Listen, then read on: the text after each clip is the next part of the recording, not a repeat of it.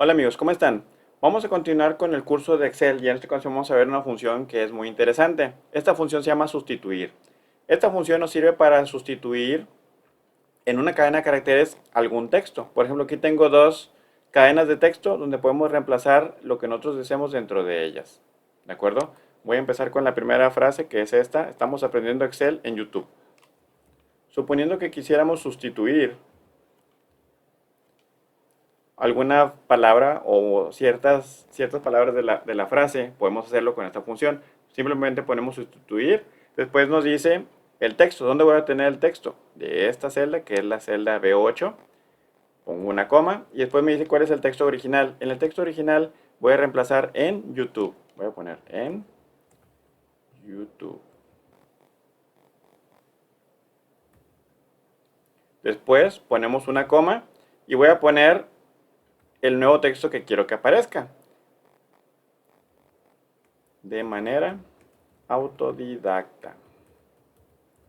¿De acuerdo? Damos un enter y ya dice ahora, estamos aprendiendo Excel de manera autodidacta. Ya no dice estamos aprendiendo Excel en YouTube. ¿De acuerdo? También podemos cambiar esta frase que dice persistiendo conseguirás, bueno aquí me equivoqué, conseguirás lo que gustes. Lo que gustes. ¿Ok? Voy a sustituirlo por, vamos a poner sustituir, y vamos a poner, en lugar de persistiendo, voy a cambiar persistiendo,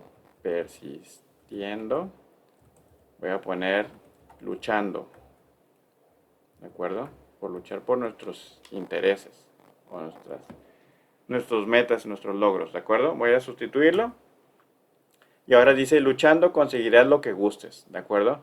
Y es lo que nos ayuda la función sustituir, que es muy sencilla.